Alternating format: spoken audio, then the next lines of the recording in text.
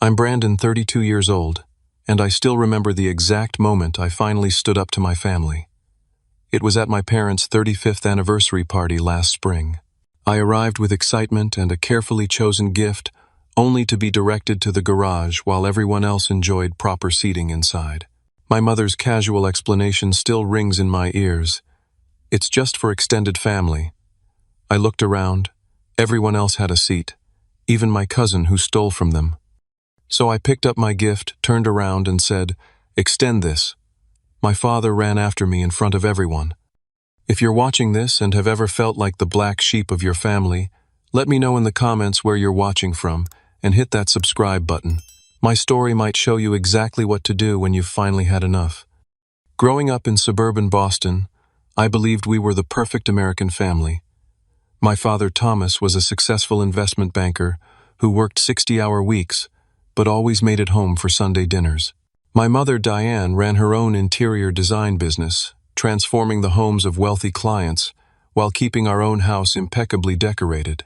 We lived in a colonial-style home with a manicured lawn and hosted neighborhood barbecues every summer. I was the middle child sandwiched between my older sister Amy and younger brother Kevin.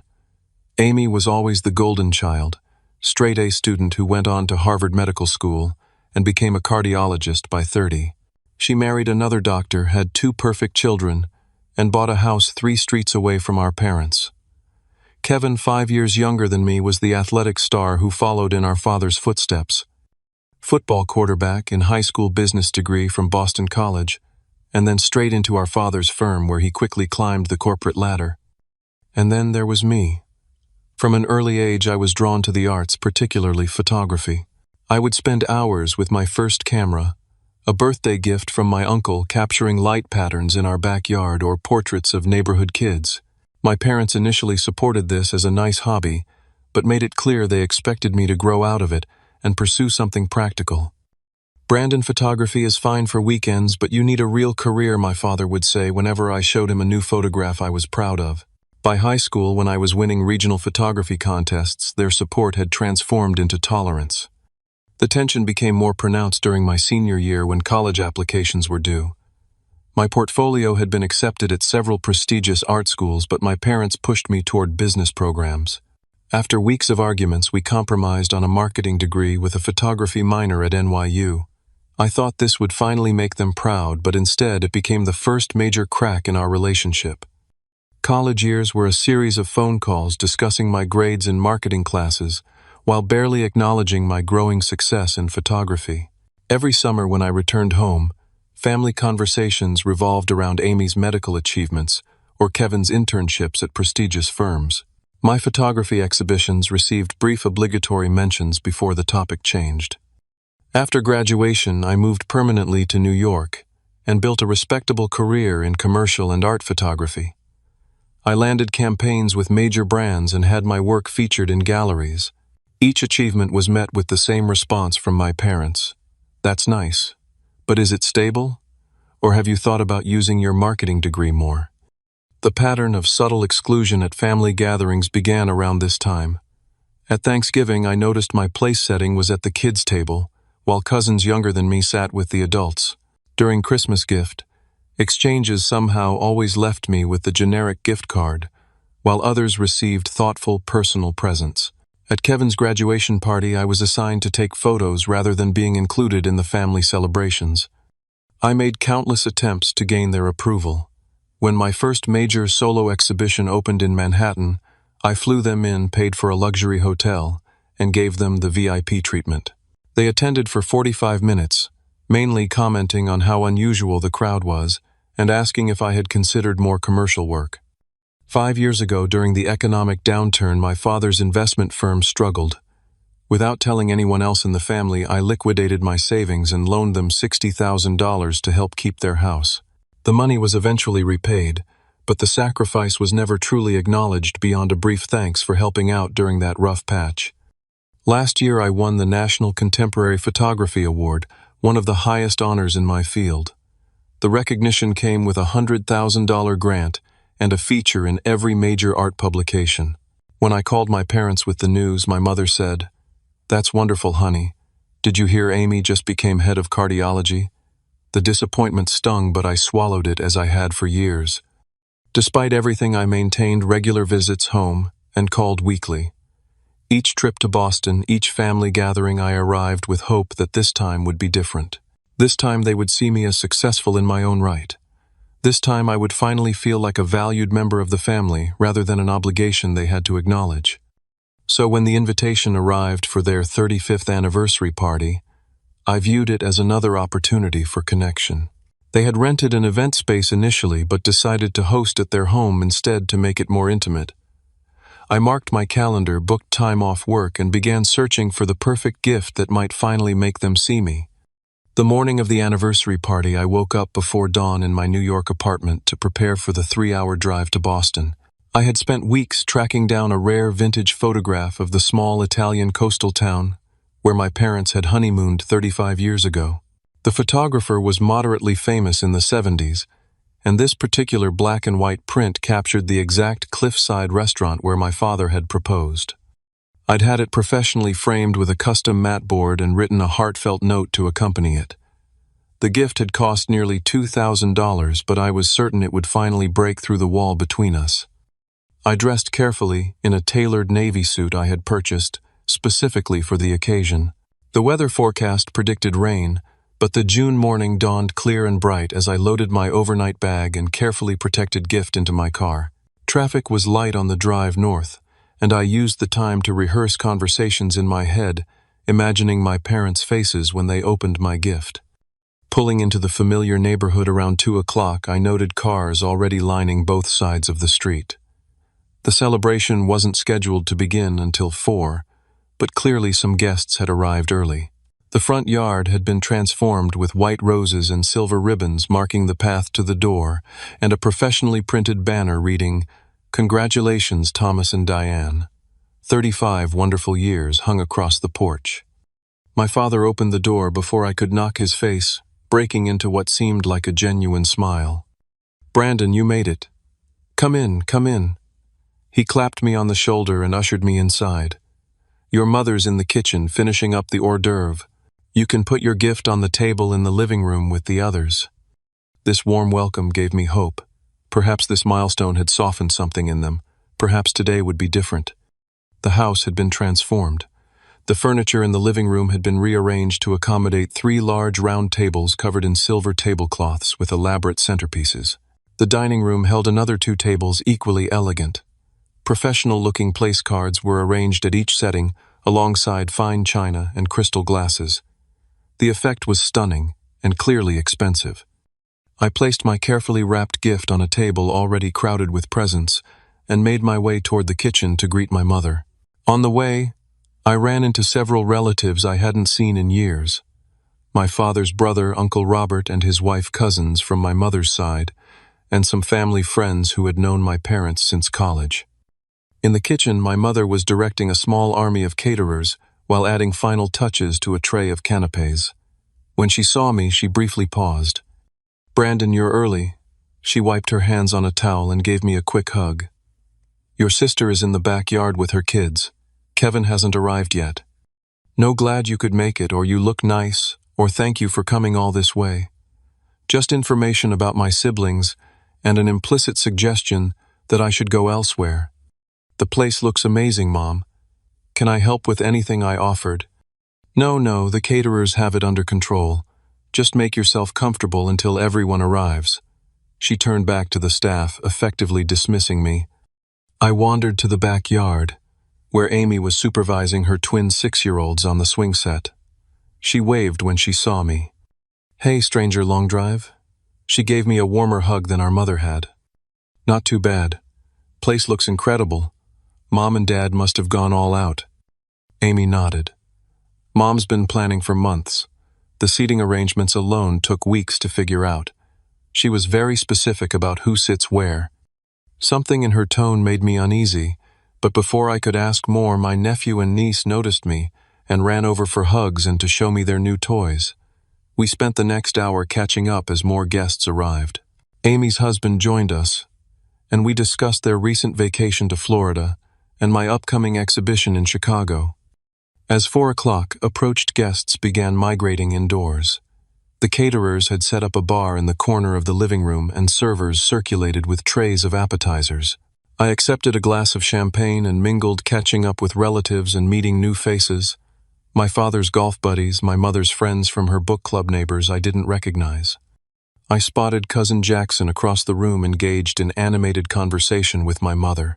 Jackson, my father's sister's son, had been caught stealing my grandmother's silver and several family heirlooms 5 years ago, which he then pawned for gambling money. There had been a massive family blow-up, but apparently all was forgiven now, as my mother laughed at whatever story he was telling. As the house filled with guests, I noticed people beginning to look for their seats at the tables. A small table near the fireplace held a chart showing the seating arrangements. I approached it, scanning for my name among the elegant calligraphy. Table 1 held my parents, Amy and her husband Kevin, and his girlfriend, and my father's brother and his wife. Tables 2 through 5 contained various arrangements of relatives, close friends, and neighbors. My name wasn't there. I rechecked each table, thinking perhaps I had missed it. Nothing. A flutter of anxiety rose in my chest, but I pushed it down. There must be a mistake, perhaps a last-minute change. Just then, my mother appeared at my elbow. "Brandon, there you are. We're about to start seating people for dinner." She took my arm and began leading me not toward any of the tables I had seen, but toward the door to the garage. "We've had to make some adjustments with the seating. I've set you up in here." My mother opened the door to the garage, and the smell of motor oil and lawn fertilizer immediately replaced the aroma of gourmet food and floral arrangements from the main house. The concrete floor was swept, but still stained with oil spots from years of parked vehicles.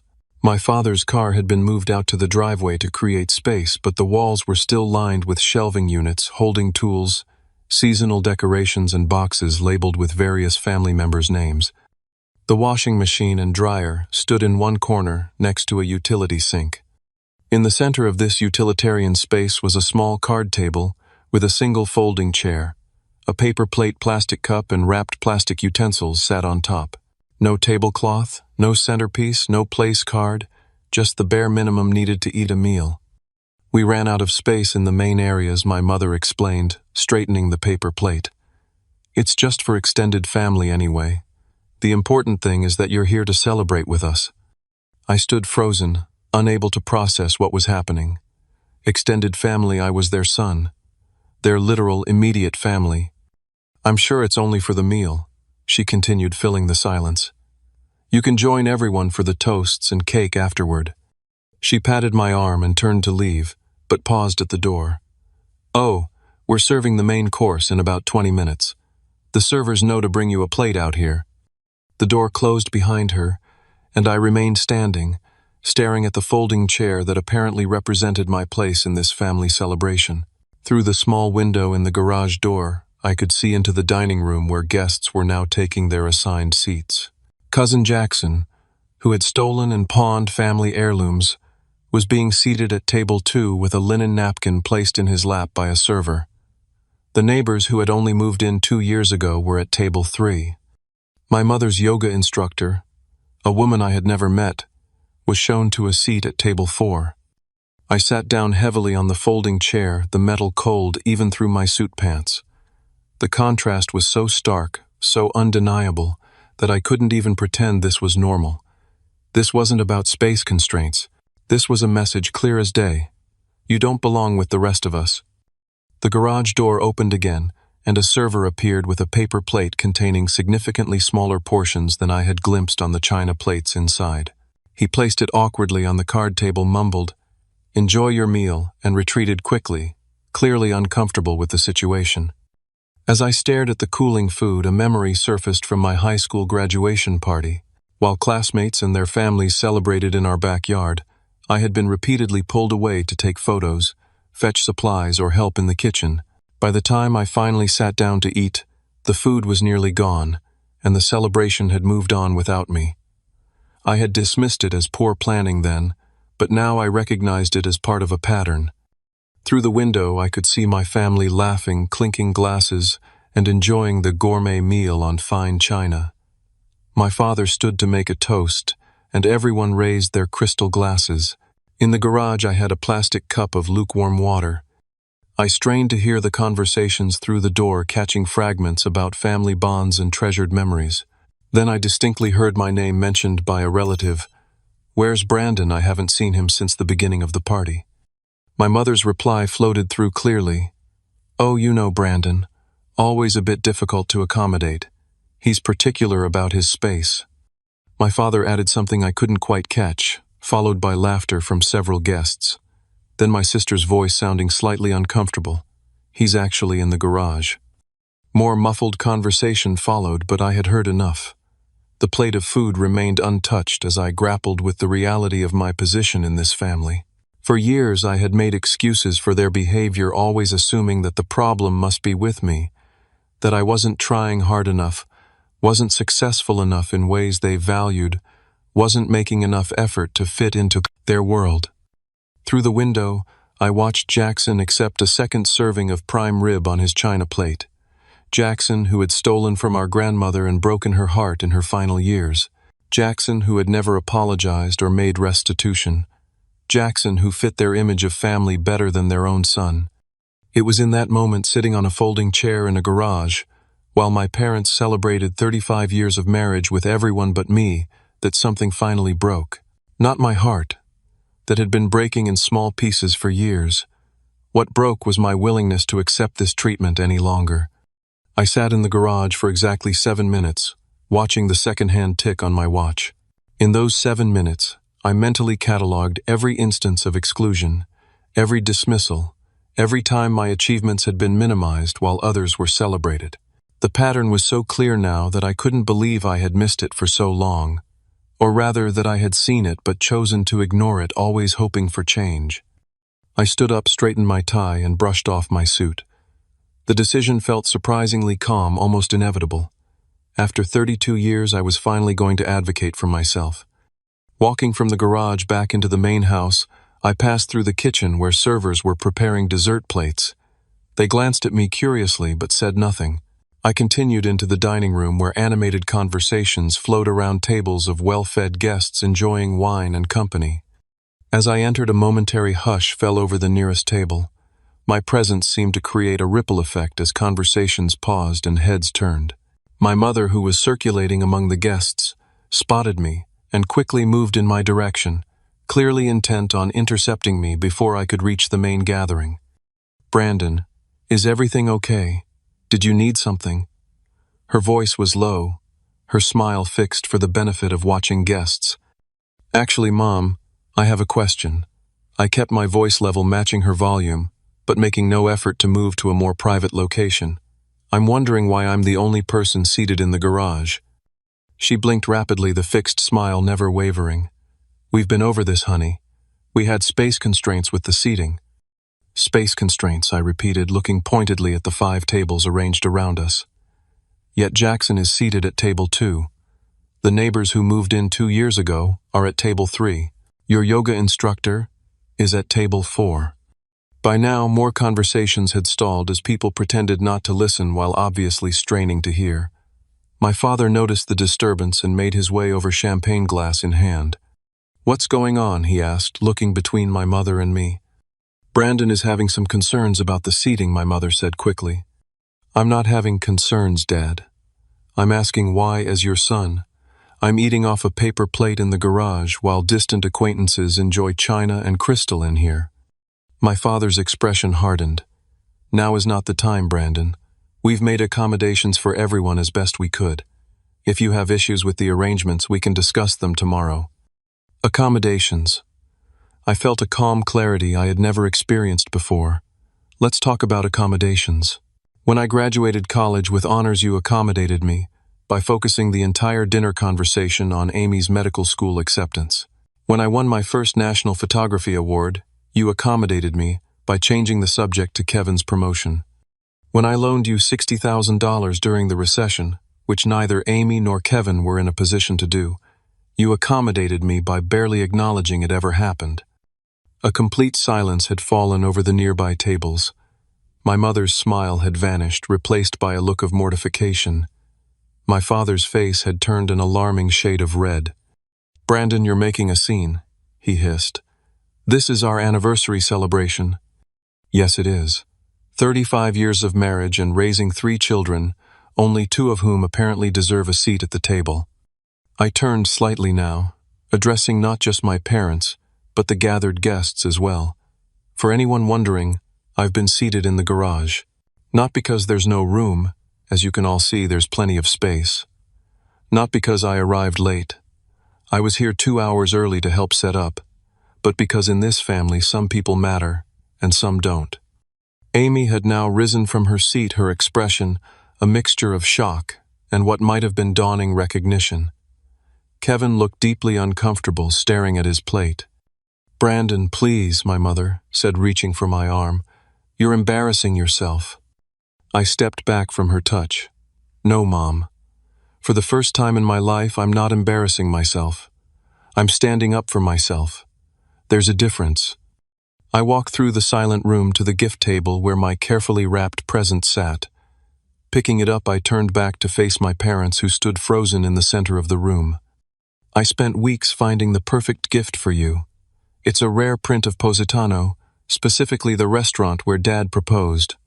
The photographer died last year, making this one of the few remaining original prints." I paused, looking around at the gathering of people who had been deemed more important than me. "But I've realized something today. You can't claim to celebrate 35 years of family while excluding 1/3 of that family." I extended the gift slightly, then pulled it back. "You said the garage was for extended family. Well, here's something to extend." I tucked the package under my arm, turned toward the door, and clearly enunciated, "Extend this." The collective gasp was audible as I walked toward the front door. I had made it halfway down the front path when I heard the door slam open behind me. "Brandon," my father's voice boomed across the yard. "Get back here right now."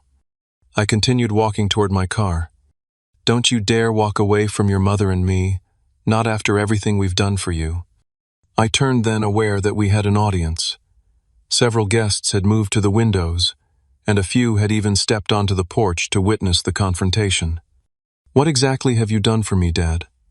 Besides, make it clear at every opportunity that my choices, my career, and my life don't measure up to your expectations. We put you through college. We supported you while you pursued this photography hobby. I had a partial scholarship to NYU, worked 30 hours a week throughout college, and graduated with $20,000 in student loans that I paid off myself. And photography isn't my hobby, it's my career. A successful one that you've never once shown genuine interest in." My father stepped closer, lowering his voice, though still clearly audible to those watching. "You've always been so sensitive, so quick to take offense. We've walked on eggshells around you for years. If asking to be treated with the same respect as everyone else makes me sensitive, then yes, I guess I am." I unlocked my car door. "Enjoy the rest of your anniversary. I won't be back to ruin any more family gatherings. If you leave now, Brandon." He didn't finish the threat, but the implication was clear. "If I leave now, what? You'll exclude me from family events, seat me in the garage, ignore my accomplishments, treat me as less important than a cousin who stole from you. What exactly would change, Dad?" For once in his life, my father seemed at a loss for words. Behind him on the porch, I spotted Amy pushing through the cluster of onlookers. She called out my name, but I had already slid into the driver's seat. As I pulled away from the curb, I caught a final glimpse in my rearview mirror. My father standing rigid in the middle of the front yard. My mother now beside him with one hand covering her mouth, and Amy hurrying down the path towards them. The perfect family portrait minus one member. The first hour of the drive back to New York passed in a blur. My hands gripped the steering wheel so tightly my knuckles turned white, and I barely registered the familiar highways and exits. The adrenaline from the confrontation gradually faded, leaving me hollow, but somehow lighter, as if I'd set down a burden I'd been carrying for decades. Around Hartford, my phone began buzzing with incoming messages. I ignored it until I stopped for gas, then scrolled through the notifications. 6 missed calls from Amy, 3 from Kevin, and 1 from my father. Text messages from various relatives expressing either concern or disapproval. An especially cutting one from my aunt. Your behavior was inexcusable. Your parents deserve an apology. I silenced my phone and continued driving, arriving at my apartment just after 9. The city lights and familiar sounds of Manhattan traffic felt comforting after the emotional turbulence of the day. My neighbor Trevor spotted me unloading my overnight bag and raised an eyebrow at my early return. "Thought you were in Boston until tomorrow." "Change of plans," I replied, not ready to discuss what had happened. "Well, Julia and I are having a few friends over for drinks if you want to join once you've settled in." Trevor and Julia, the couple across the hall, had become close friends over the years.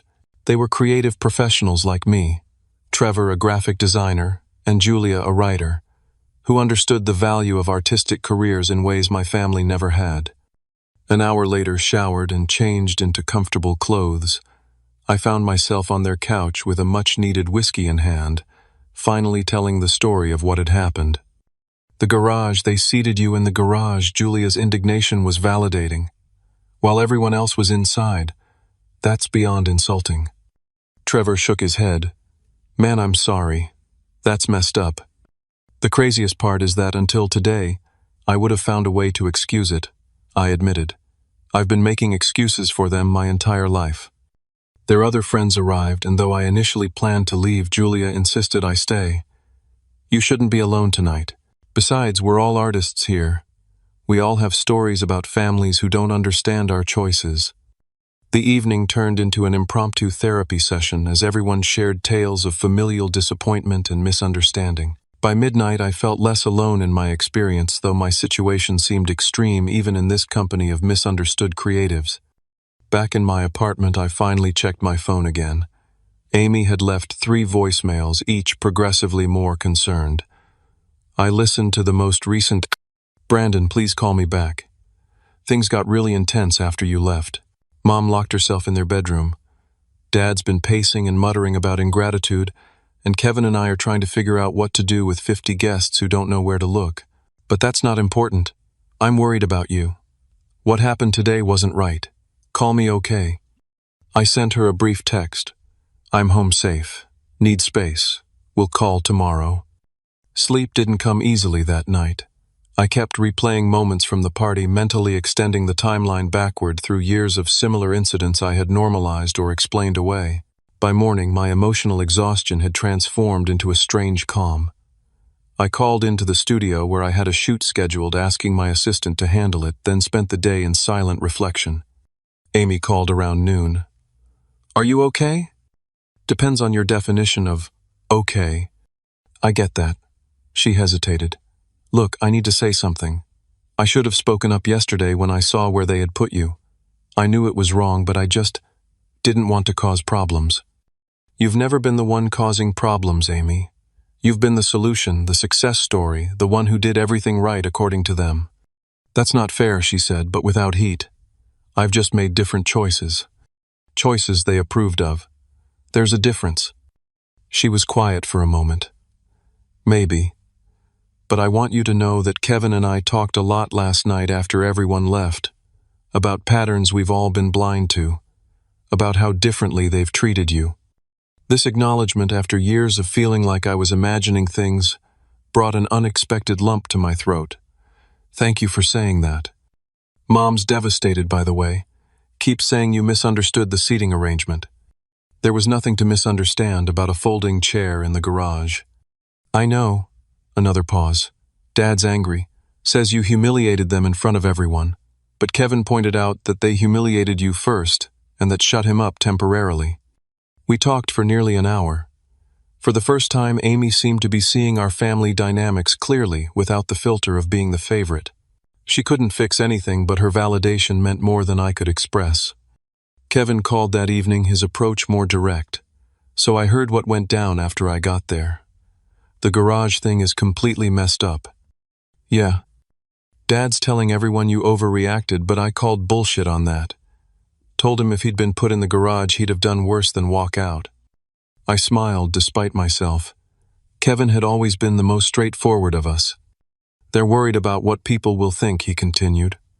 "All these relatives and friends witnessed their son walk out saying he'd been excluded. Doesn't fit the perfect family image they've crafted." Not my problem anymore. Respect, Kevin said simply. You going to talk to them anytime soon? Not planning on it. Can't blame you. Listen, this doesn't change anything between us, right? We still good. We're good, I assured him. The next week passed in a strange limbo. I returned to work finding solace in my photography. Friends provided support and distractions. My phone remained conspicuously silent from my parents' numbers. Trevor convinced me to join a therapy session, something I'd considered but never pursued. The therapist, Dr. Lena Wilson, specialized in family dynamics. In our first session, she listened to my story without judgment, then asked a question that shifted my perspective. What would you tell a friend who was treated this way by their family? The answer came immediately: to stop accepting it. To recognize their worth isn't determined by people who can't see their value. Exactly, she nodded. Now you need to tell yourself the same thing.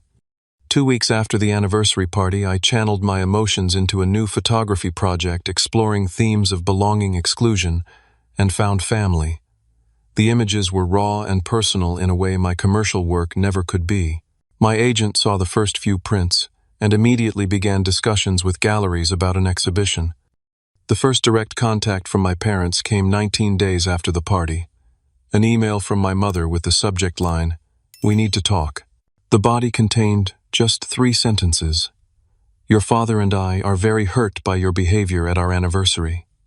We've always supported you in everything you've done. Please call when you're ready to apologize." I showed it to Dr. Wilson at our next session. "Notice how there's no acknowledgement of your feelings or experience," she pointed out. "This is about their hurt, their narrative of support, and their expectation of an apology from you. So what do I do? What do you want to do?" I considered this carefully. Part of me wants to never speak to them again.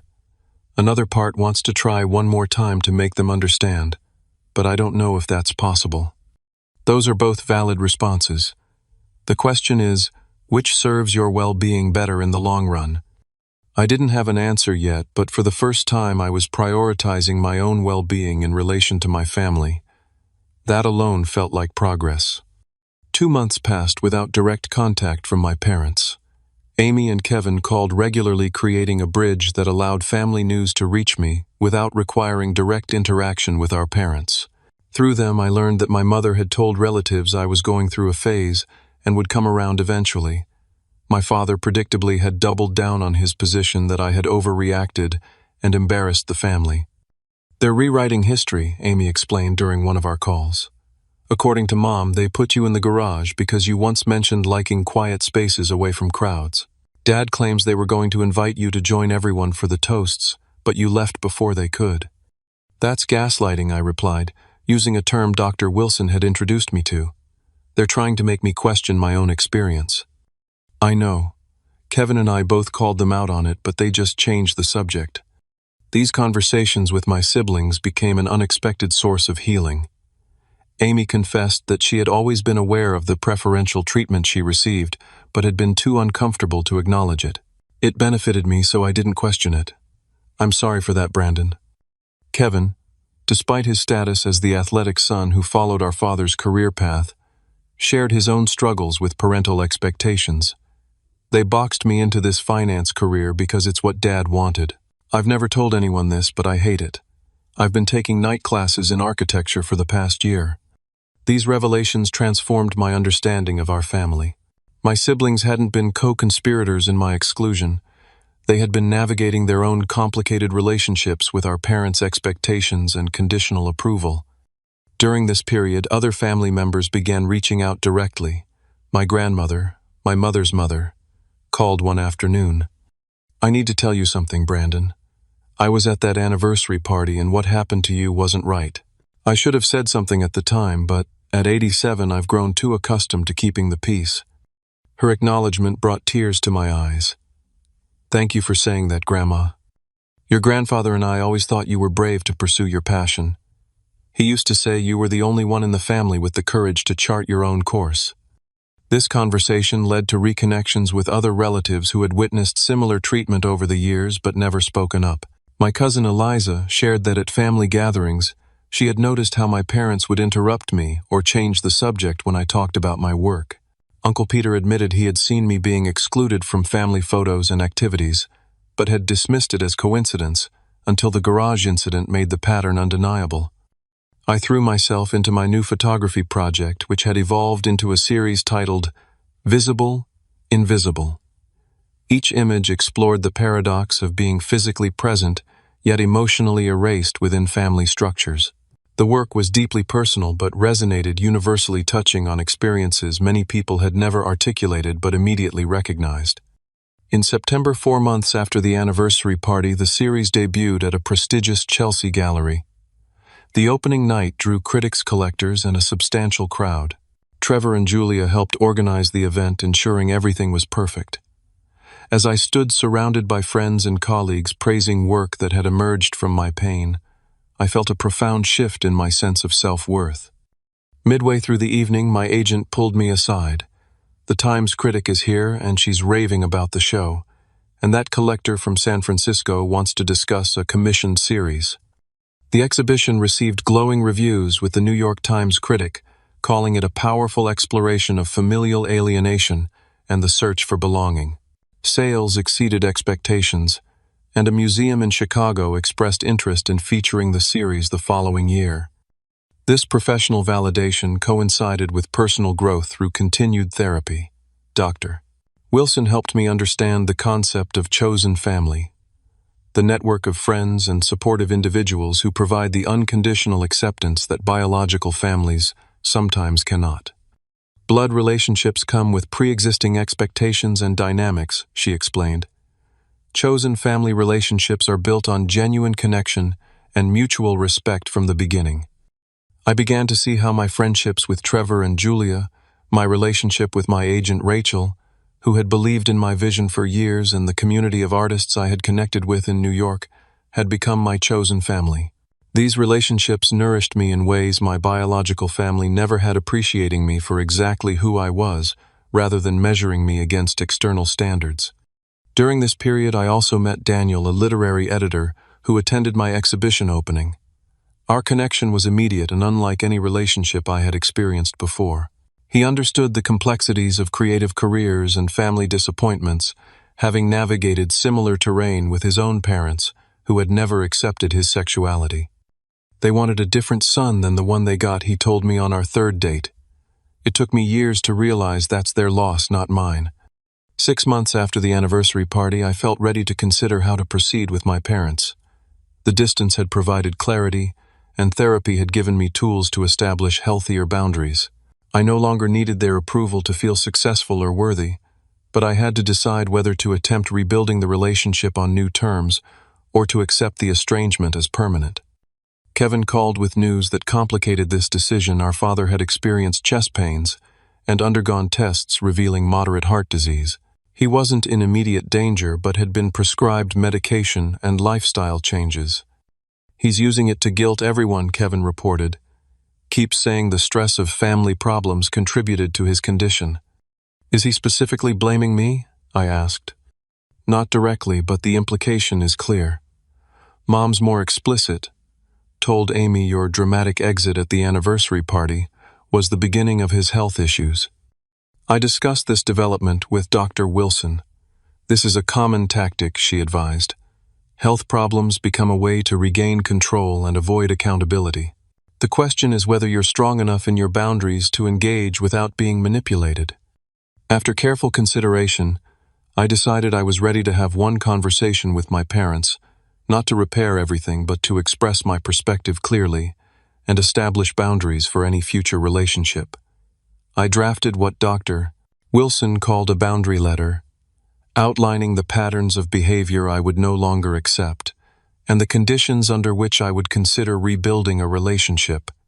The upcoming Thanksgiving holiday loomed as a natural deadline for making contact. Amy had already called to discuss plans, mentioning awkwardly that our parents assumed I wouldn't be attending. Actually, I told her I think it's time we talked, but on my terms, not theirs. Exactly 6 months after the anniversary party, I sent my parents an email proposing a meeting at a neutral location, a quiet restaurant halfway between Boston and New York. I was clear that this wasn't about apologizing, but about establishing whether a healthier relationship was possible moving forward. Their response came from my mother 2 days later. "We're willing to meet. Your father's health hasn't been good, so please keep that in mind." The passive-aggressive implication wasn't lost on me, but I refused to take the bait. On a crisp November Saturday, I arrived at the restaurant 15 minutes early, selecting a corner table that offered privacy without isolation. My parents walked in precisely on time, my father looking somewhat thinner than I remembered, but hardly the frail invalid my mother's message had implied. The initial greetings were awkward. No hugs, just stiff nods and uncomfortable smiles. After ordering drinks, an uncomfortable silence settled until my father cleared his throat. "Your mother and I have been doing a lot of thinking since the incident at our anniversary." "You mean since you seated me in the garage while everyone else was welcomed inside?" I corrected calmly. My mother's lips tightened. "Brandon, we've told you that wasn't our intention. We were trying to accommodate everyone and made what we now understand was a poor decision." "It wasn't just a poor decision, Mom. It was the culmination of a lifetime of similar decisions that communicated where I stood in the family hierarchy." My father shifted uncomfortably. "We've always supported you." "Dad, please don't start with that. We're not here to debate whether my experiences are valid. They are. The question is whether you're willing to acknowledge the pattern and commit to changing it." This direct approach was new for me, and I could see it caught them off guard. My father, unused to being interrupted, frowned but remained silent. "We've never meant to make you feel excluded," my mother said carefully. "We've always wanted what's best for you. What you've wanted is for me to be different than I am, to make choices that align with your values and expectations, regardless of my own passion and talents." My father sighed heavily. "Brandon, every parent has hopes for their children.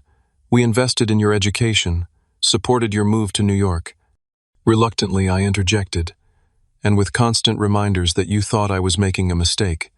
That's not support, Dad. That's conditional tolerance." The conversation continued in this vein through appetizers and main courses. My parents alternated between defensiveness and reluctant acknowledgement of specific incidents I brought up. My father grudgingly admitted that the garage seating had been inappropriate, though he maintained it wasn't intended as an insult. "Whether you intended it or not, the impact was clear," I explained, "and it reflected a pattern of behavior that has been consistent throughout my life." My mother, more perceptive than my father, eventually asked, "What do you want from us now, Brandon? Where do we go from here?" I had prepared for this question. I want a relationship based on mutual respect. That means acknowledging who I actually am, not who you wish I was. It means showing genuine interest in my career and life choices, even if they're different from what you would choose. It means treating me with the same consideration you show to Amy and Kevin. "And if we can't meet these expectations," my father asked, a defensive edge in his voice, "then we'll have a very limited relationship. I'm not willing to keep accepting the dynamic we've had for 32 years. The remainder of the meal was tense, but productive. We established specific guidelines for communication moving forward, including regular video calls where they would ask about my work without dismissive comments. I agreed to send updates about exhibitions and projects with the understanding that they would make an effort to engage meaningfully. As we prepared to leave, my mother asked hesitantly, "Will you come for Christmas?" "Not this year," I replied honestly. "I need more time and we need to establish a healthier pattern before I'm ready for family gatherings." Instead of the guilt trip I expected, she simply nodded. "We understand.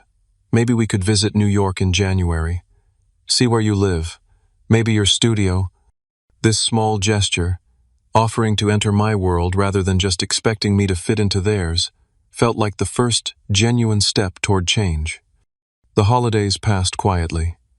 I spent Thanksgiving with Daniel and his friends, experiencing a celebration free from underlying tension and unspoken resentments.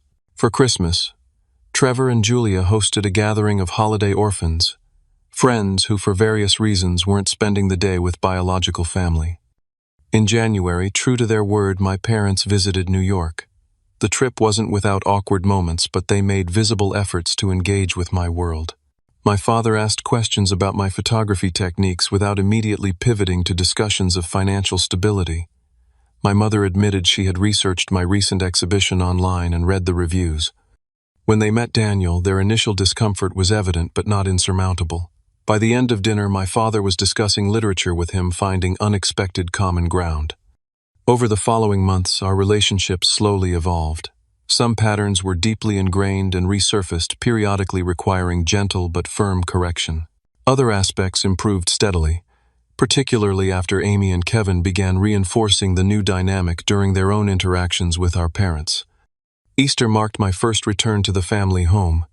I brought Daniel, establishing clearly that we would be staying at a hotel rather than in my old bedroom. The gathering was smaller than the anniversary party, just immediate family and grandparents, but still a significant test of our new boundaries. The dinner table held place settings for everyone, with no one relegated to secondary spaces. When conversation turned to careers, my mother made a point of asking about my upcoming projects before discussing Amy's hospital work or Kevin's architectural studies. These small adjustments reflected conscious effort, even if they sometimes felt slightly forced. Not every family relationship was salvageable. My aunt, my father's sister, remained convinced I had overreacted at the anniversary party and continued to make passive-aggressive comments. Rather than engaging in conflict, I simply limited my interaction with her, a boundary that preserved my peace of mind. 1 year after the garage incident, my exhibition, Visible, Invisible, had traveled to 3 cities and established me as a significant voice in contemporary photography. I had moved in with Daniel, finding in our relationship the unconditional acceptance I had sought from my family for so long. My circle of chosen family had expanded through meaningful friendships and professional connections based on genuine mutual respect. My relationship with my parents would never be perfect. 30-plus years of established patterns couldn't be erased completely, and there were still moments of tension and misunderstanding, but the dynamic had fundamentally changed. I was no longer seeking their approval or accepting mistreatment in hopes of eventually earning their respect. The most profound change wasn't in them, but in me. I had learned that self-worth must come from within, that standing up for yourself isn't selfish, but necessary, and that sometimes the hardest boundaries to establish are the ones that ultimately lead to healing. For anyone watching who recognizes their own family dynamics in my story, remember that you deserve to be valued exactly as you are. Sometimes the people who should love us unconditionally aren't capable of doing so, and that's about their limitations, not your worth. Building boundaries isn't about punishing others. It's about protecting yourself and creating space for healthier relationships to grow. If you've experienced similar family dynamics, I'd love to hear your story in the comments.